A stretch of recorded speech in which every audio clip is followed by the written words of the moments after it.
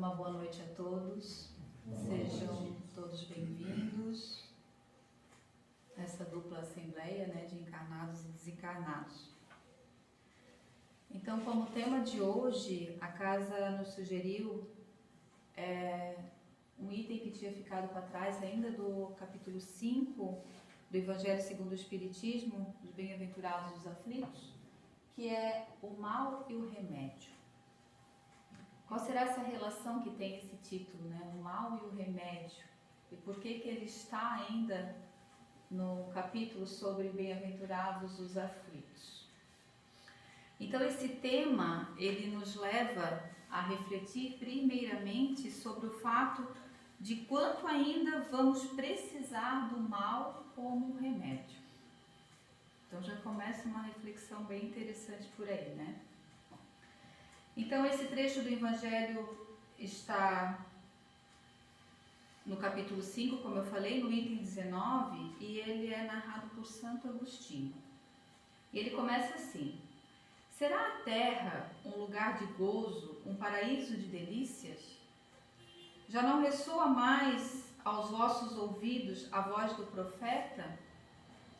Não proclamou ele que haveria prantos e ranger de dentes para os que nascessem nesse vale de dores?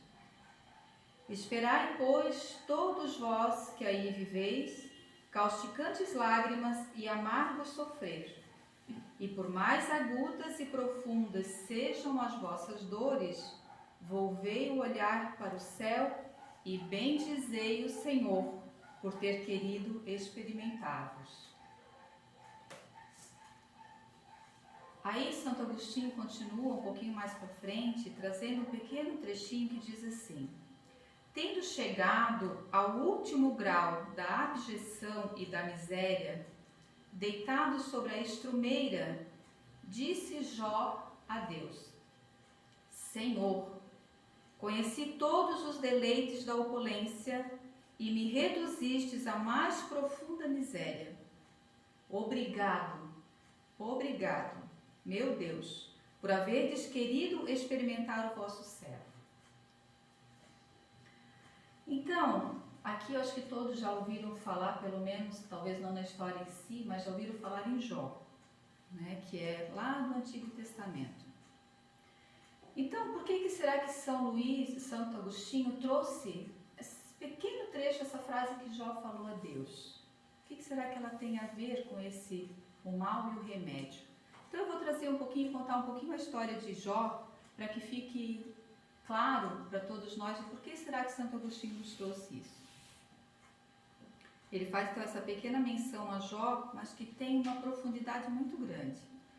Então, Jó é um personagem e tem um livro também com o seu próprio nome no Antigo Testamento. Está lá nos livros Sapiensais, que vem do latim, que quer dizer sabedoria, que são livros que apresentam então a sabedoria e a espiritualidade de Israel naquela época. Então, só por o livro de Jó já estar nesses livros da sabedoria e da espiritualidade, já podemos dizer que ele nos traz algo que será bem profundo.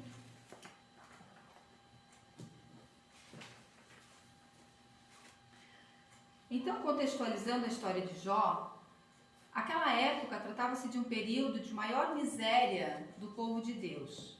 Foi um período em que muitos judeus tinham perdido praticamente tudo, eram tempos muito difíceis. A perspectiva deles fazia com que se levantassem questões, pois muitos estavam perdendo a sua crença em Deus.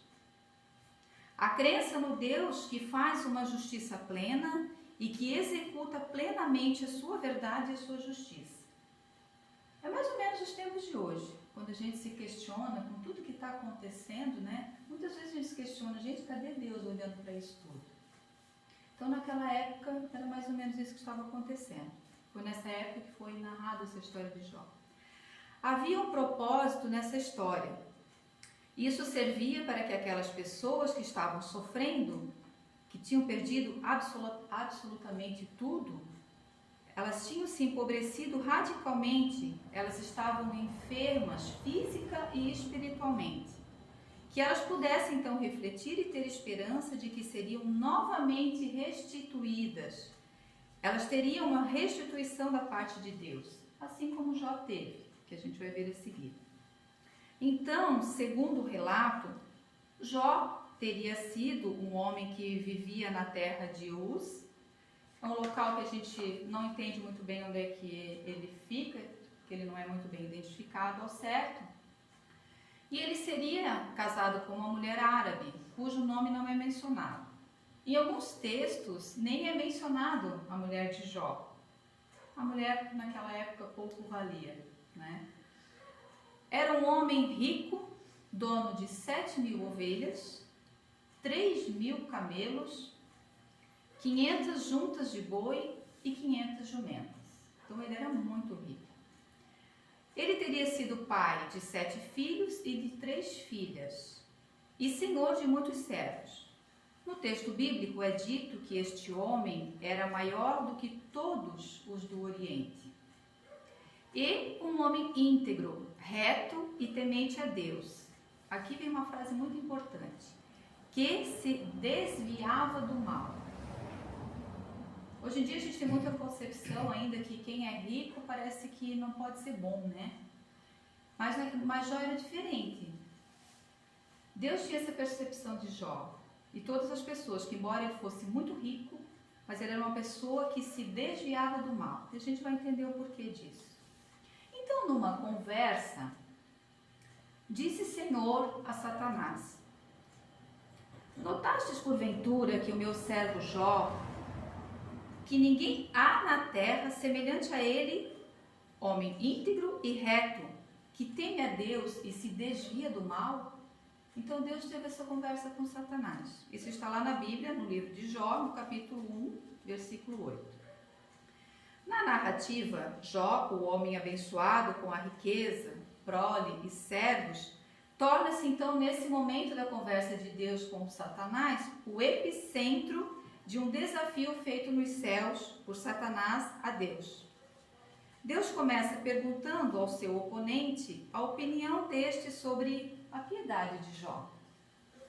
Satã rebate que Jó só seria um bom homem porque Deus o havia abençoado com tudo do bom e do melhor.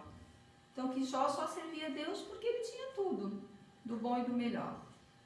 Mas que bastasse que lhe tirasse tudo e Jó seria um homem que daria as costas para Deus. Apostava nisso o demônio. Ou seja, para o demônio, enquanto estava tudo bem, Jó servia a Deus. Se lhe tirasse todas as coisas, então Jó viraria as costas para Deus.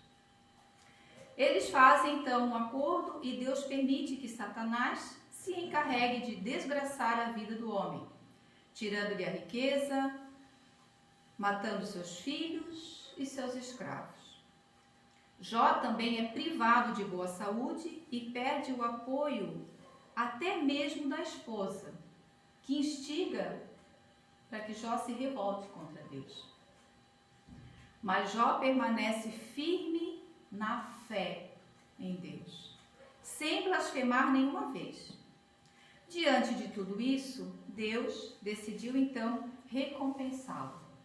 Restituiu-lhes as posses em dobro, dando-lhe outros 7 filhos e 3 filhas, e fazendo com que vivesse com saúde mais 140 anos. Vendo sua família chegar, então, até a 4ª geração. Então, morreu Jó, velho e farto de dias. Então, essa é uma história resumida da vida de Jó. Tinha tudo, perdeu tudo, mas continuou com a sua fé em Deus sem blasfemar. Daí, o exemplo de Jó nos servir de lição. Quando informado sobre a tragédia que lhe tomba sobre a cabeça, a perda de bens e pessoas queridas, relata a Bíblia, lá no capítulo 1, no versículo 20, que Jó então se levanta. Ele rasga o seu manto, raspa a cabeça e, lançando-se em terra, ele adora a Deus, dizendo assim: nu saí do ventre de minha mãe e nu tornarei para lá. O Senhor deu e o Senhor tirou. Bendito seja o nome do Senhor.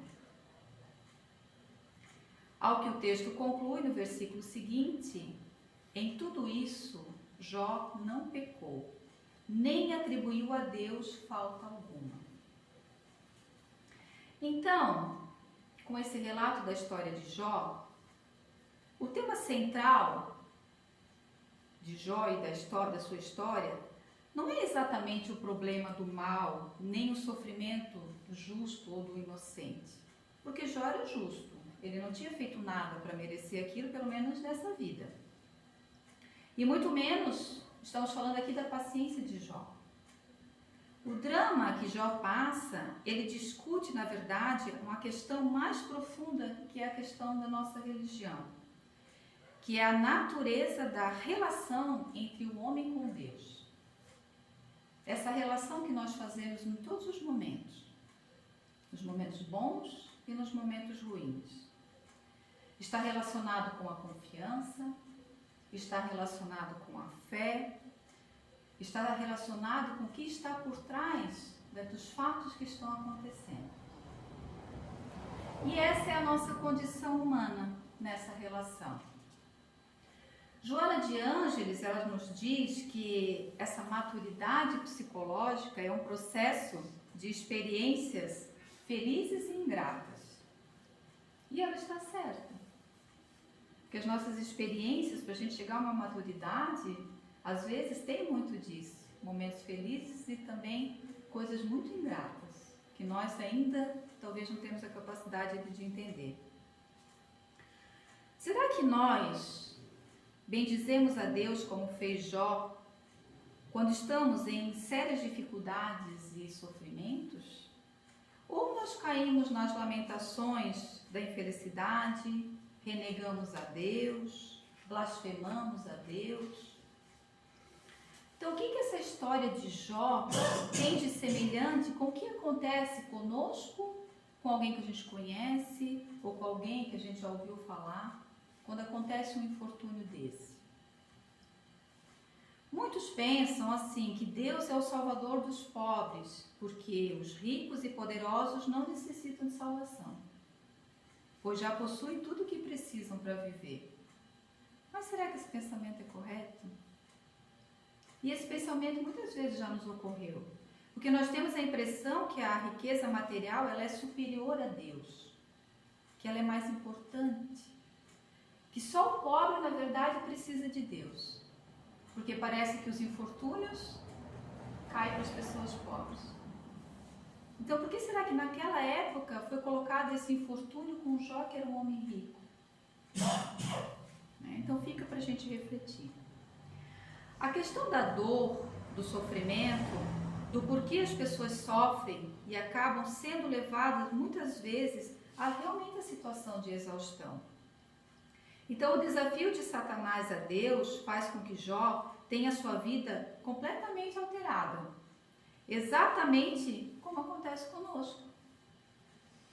Quantas vezes, ou conosco, ou com alguém que a gente conhece, que tem a sua vida totalmente alterada por uma fatalidade, por um infortúnio? Então, será que essa aposta entre Deus e o demônio, se ela fosse feita conosco, se nós fôssemos o epicentro, assim como foi essa conversa, eu vou, tá lá Deus conversando com Satã e vou mirar na Nani agora. E vou fazer esse questionamento com a Nani. Será que se tirar tudo que ela tem hoje, ela vai se revoltar contra Deus? Então, para a gente se colocar nesse epicentro dessa conversa, será que Deus colocaria a mão no fogo por nós? Para a gente pensar. Então, Santo Agostinho continua no trecho do Evangelho, dizendo assim: como desencarnados, quando paráveis no espaço, escolhestes as vossas provas. É isso que a gente aprende no Espiritismo, a gente escolhe, né? Julgando-vos bastante fortes para suportar. Por que agora murmurar? Então, talvez aí esteja a resposta para essa relação que tem entre o mal e o remédio que nós precisamos.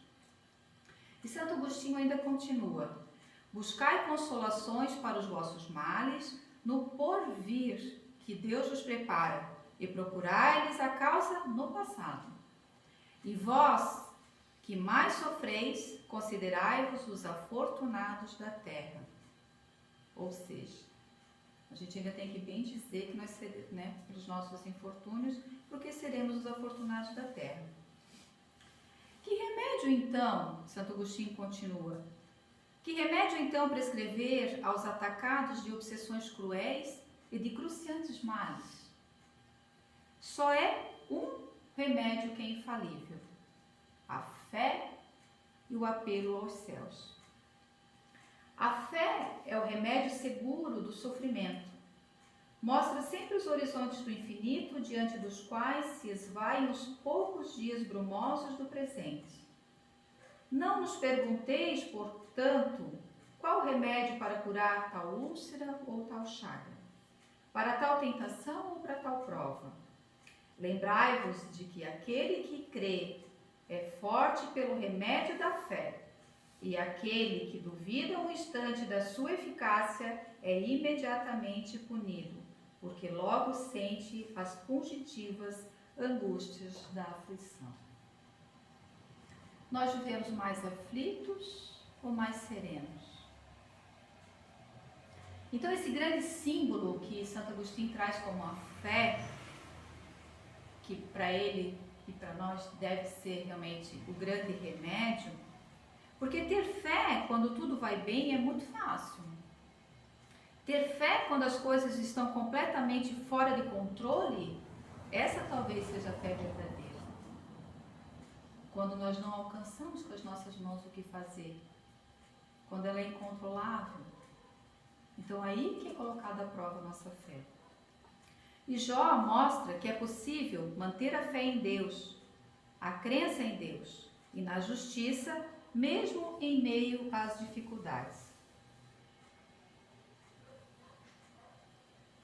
E quando não conseguimos acreditar e saber que é Deus no controle de tudo, deixando-nos dominar pelas aflições e incertezas, ainda precisamos do mal como remédio, porque somente através do sofrimento é que nós nos curamos. Esse sofrimento que, quando ele é bem compreendido, será o nosso remédio. A história de Jó não menciona a lei de causa e efeito, mas ele entendeu que aquilo era uma injustiça que estava acontecendo com ele, sendo que ele não havia feito nada de mal algum aqui. Mas que ele, ao mesmo tempo, sendo uma injustiça, ele não era um injustiçado, porque ele confiava em Deus. Algum propósito tinha. Então, hoje nós entendemos isso no Espiritismo como as causas atuais e as anteriores às aflições. Como Santo Agostinho nos diz, buscar no passado. Mas esse passado não quer dizer só uma reencarnação. Pode ser um passado que a gente viveu até nessa vida. Por isso que o Espiritismo nos traz as causas atuais e anteriores das aflições. Portanto, se alguma tragédia nos atingir ou cairmos em alguma prova difícil que demanda então essa paciência e essa resignação, possamos ter a serenidade necessária para bem compreender esse momento no qual nós estamos passando, retirando dele as lições necessárias e as forças novas que novamente nos animarão a alma e curarão as nossas feridas, não importando as marcas que ali vão ficar registradas. Santo Agostinho então finaliza essa parte do Evangelho dizendo assim: ditosos os que sofrem e choram, alegres estejam suas almas, porque Deus as cumulará de bem-aventuranças. Santo Agostinho, Paris, 1863. Quando a gente traz algo nesse sentido para falar, trazer aqui para os irmãos, e principalmente para mim, que sou a primeira que estou ouvindo isso, a gente pensa assim, talvez nesse meio que um transe de falar, parece tudo tão simples e tão fácil da gente fazer, né? Mas na prática mesmo, não é fácil. Não é fácil a gente se resignar e aceitar um infortúnio ou algo que aconteça que foge realmente do nosso controle e a gente não se desesperar. Não é fácil fazer isso. Por isso que a nossa fé, ela ainda, às vezes, não é uma fé inabalável. E por isso que se traz esse remédio da fé como algo muito importante. Para que a gente construa essa nossa fé. Como falou lá na leitura do começo sobre a fé, ela não é uma árvore que nasce miraculosa.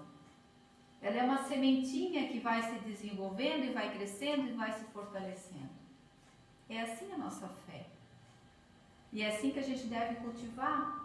Para chegar num momento que acontecer algo que foge totalmente do nosso controle, ou que não seja totalmente do controle, mas que cause um sofrimento muito grande conosco, a gente sabe entender o que Jó passou. Mesmo que seja uma história que a gente sabe que é fictícia, que é algo que foi trazido lá do Antigo Testamento, mas que não foi à toa que aquilo está escrito lá. Porque quem aqui imagina que Deus estaria tendo essa conversa com Satã, pegando uma pessoa ali assim e fazendo uma disputa, né, como fizeram? Deus jamais faria isso. Mas nos traz como um exemplo muito bom para que a gente tenha ele como um fator edificante da nossa própria fé. Então, no livro O Consolador, de Chico Xavier, ditado por Emmanuel, foi feita uma pergunta a Emmanuel que diz assim: poder-se-á definir o que é ter fé? Aí Emmanuel responde assim: ter fé é guardar no coração a luminosa certeza em Deus. Certeza que ultrapassou o âmbito da crença religiosa, fazendo o coração repousar numa energia constante de realização divina da personalidade. Conseguir a fé é alcançar a possibilidade de não mais dizer eu creio, mas afirmar eu sei, com todos os valores da razão tocados pela luz do sentimento. Essa fé não pode estagnar em nenhuma circunstância da vida. E sabe trabalhar sempre, intensificando a amplitude de sua iluminação, pela dor ou pela responsabilidade, pelo esforço e pelo dever cumprido. Traduzindo, a certeza da assistência de Deus. Quando a gente tem fé, a gente tem certeza da assistência de Deus. Ela exprime a confiança que sabe enfrentar todas as lutas e problemas, com a luz divina no coração, que significa a humildade redentora que edifica no íntimo do espírito a disposição sincera do discípulo relativamente ao faça-se no escravo a vontade do Senhor.